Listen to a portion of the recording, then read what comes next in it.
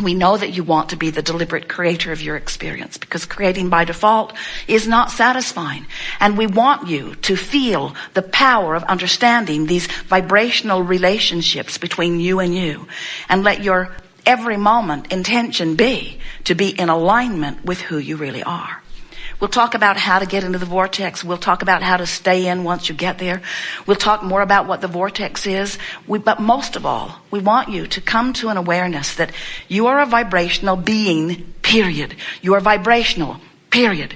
And if you will accept your vibrational nature, then what will begin to happen to you is you will feel the sweetness of looking forward into your vortex. In other words, it's like imagining the deliciousness of a relationship or of a physical condition or of a business that you're building or a book that you're writing. It's about imagining because you're imaging, because you can't see it. It's not manifested yet, so you have to use imagery. You have to use imagery to tune to it, and when you manage the imagery, you feel the alignment. In other words, when you click into that, Jerry and Esther will be driving, and they will spend endless hours just musing sweet things.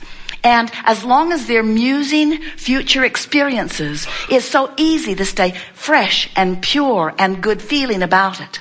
But almost in the moment that they try to make the musing a now reality, or compare what they've been musing, no matter what the subject, whether it's a relationship with friends or a relationship with employees or relationships with vendors or relationships with publishers or relationships with public or relationship, it doesn't matter what the imagery is about. In the moment that they turn and look at reality, the feeling begins to dwindle and dissipate, and the high-flying good feeling begins to go away because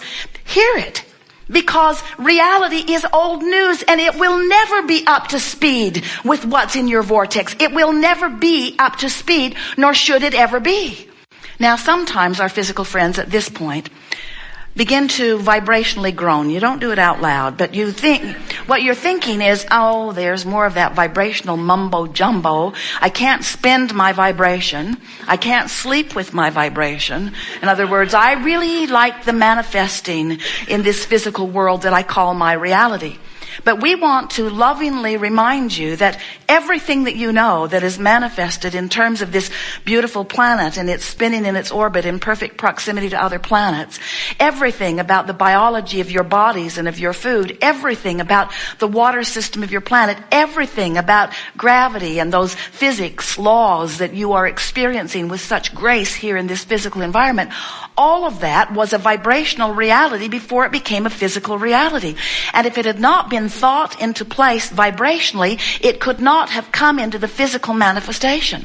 So we want you to take seriously this vibrational reality that we're going to be talking about all day here today, for a number of reasons, but most important because when life causes you to ask for something, the larger part of you, far and away the largest part of you, the biggest part of you, almost the whole of you, becomes it.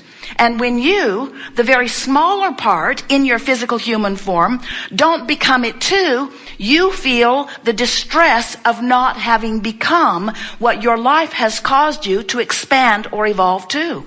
In other words, when life causes you to be more prosperous and you keep beating the drum of I don't have enough money, you set up discord that is painful. And we don't just mean painful because you don't let the money come. We mean painful because you don't keep up with you. We want to bring you around to understanding, as a result of the conversation that we have here today, that there is this vibrational reality that is, and hear it, drum roll please, is present tense. In other words, when your life has caused the larger part of you to become this new and improved version, that's present tense. Present tense. Jerry and Esther have been the last couple of Decembers in Australia, and it was a little unsettling to realize that while today is Saturday in Denver, it is Sunday in Australia. What's up with that? Jerry and Esther would call their office and say, we're living your future.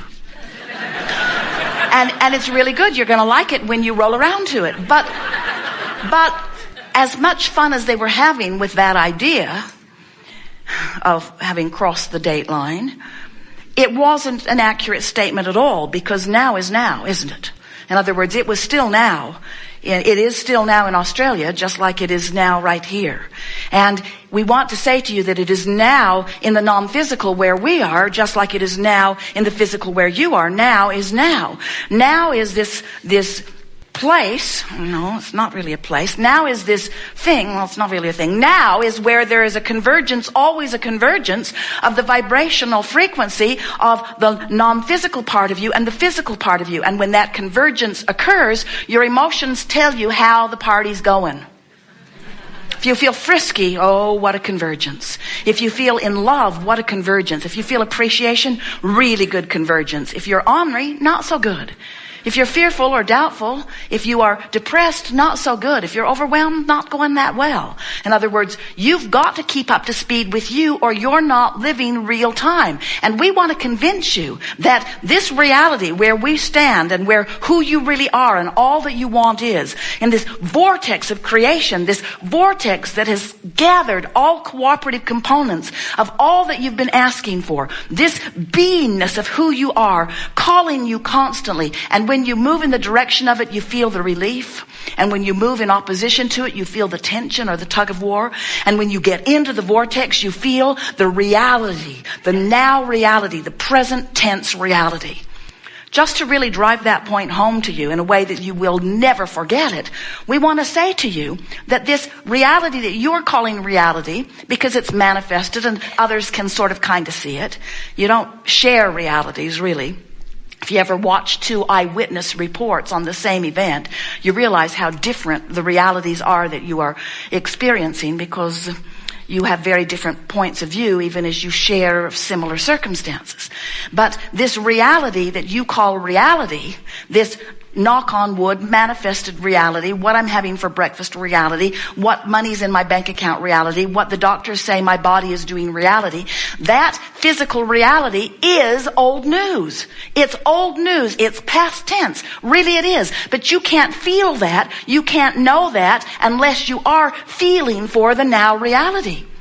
Now, there's always been a lag behind, a lag time of manifestation. That's a sort of buffer of time. And that's a good thing, because if you had instant manifestations, you'd be cleaning up a lot more messes than you are. But we want you to understand that if you can get the drift of what we're talking about, if you can feel the reality of this vibrational reality that we're talking about, and we know it may sound just like another religious dog and pony show. In other words, we can hear you talking to your friends afterward. Where did you go? I went to this meeting. What was it about? Well, I can't really tell you. It's sort of hard to explain. Well, tell me a little bit. Well, there's this man who calls his wife Abraham.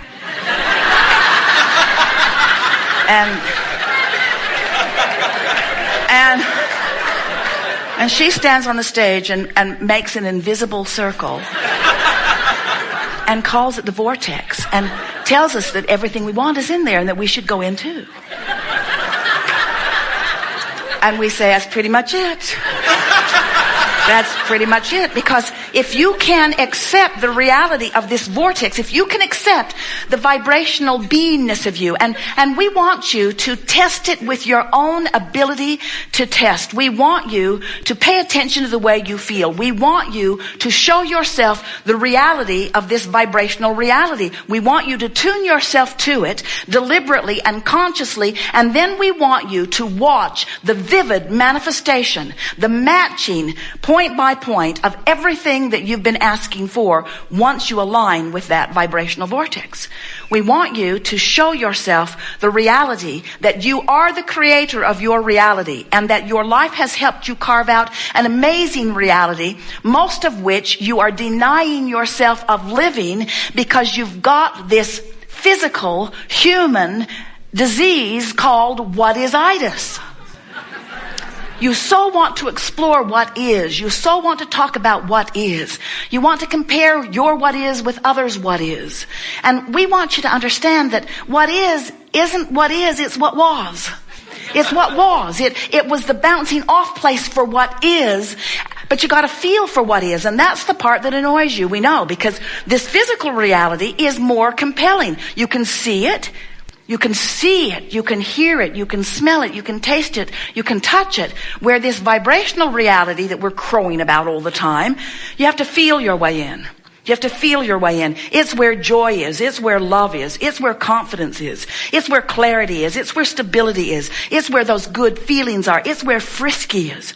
But it is our promise to you, if you will feel your way in on a really regular basis until you're able to know whether you are in the vicinity or in this vortex, in alignment where you are offering one signal. In other words, the source energy, you, is offering a vibration and you are offering a vibration. And when those vibrations converge and you are offering one signal, you are powerful. You are influential. You are the creator, the deliberate creator of your physical experience. And that's what you intended when you came forth. Not one of you said, I'll go forth, explore the contrast, and once I really know what I want, I'll deliberately hold myself vibrationally apart from it. Not one of you said that. And I will complain and write books about it. I will complain and write books about it. Maybe I can get my own cable news show. I don't know. I will scrutinize the planet. I will look for other negative things. And I will gather around me all people who have decided to make a lifestyle of being outside the vortex. And together, we will just complain and complain and complain and complain. And we say, it's not a problem with that, because as there are masses of people outside the vortex, you might even be one of them occasionally. When you're outside your vortex, knowing what you don't want, you are automatically knowing what you do want. And so it cannot go wrong, because there is this vibrational wave that has an equal and commensurate part of what you do want to every part of what you don't want. If you sort of don't want something, you sort of really do want something. If you really, really, really don't want it, then there's something that you really, really, really, really do want, you see. So you can't help but contribute to this vortex. You've been doing it. You have been contributing to this mass consciousness vortex of creation that future generations will be born from. You are massively contributing to the evolution of your species and to that which is eternal life. You can't help that. But you can pinch yourself off from it here and now. You can develop chronic patterns of thoughts and beliefs that hold you vibrationally out of sync with what you're asking for. And here's the part that is so important for you to understand. The longer you live life and the more you ask and the more you expand, the more you ask and the more source answers and the more you therefore have expanded, the worse you feel when you don't go. In other words, you just can't expand the larger part of you, the vibrational part of you, and hold back in terms of your physical beliefs without feeling worse and worse and worse and worse and worse. And that's what you're seeing on your planet today. There is such a crevasse, more marked than ever before, between those who have and have not, between those who are sick and those who are well. It's as if a giant magnifying glass has been laid over everything that is in your physical realm. And whatever it is that you are consistently offering vibrationally is manifesting in incredible form. And you're going to come around to understanding this today, because we're going to go after it with everything we have. We want you to realize that when you stand in what we are calling real time, where there is no gap between your desiring of something and your expectation of it, that's when life really is sweet. When you want something and you doubt it, when you can't figure out how it's going to come or where it's going to come from or when it's going to come or if it's going to come, then your desire feels bad to you. It feels like yearning. It feels like that achy wanting of something that you don't believe. It feels like doubt. But when you understand that you are creator, and you understand that you live in a vibrational universe, and you understand that you are an emitter of vibrational frequencies that are being answered by law of attraction, and most important of all, you have control of your vibrational emitting because you've paid attention to it. You're aware of your guidance system, so you understand what your point of attraction is all day, every day. Then, and only then, is the creative process sweet. Otherwise, it's sort of a crapshoot. It's like Russian roulette. It's like creating by default. You want but hope. Want but hope. You want to be lucky, or you want to have yourself standing in the right place. You want to maybe have pulled the right strings or know the right people. But when you get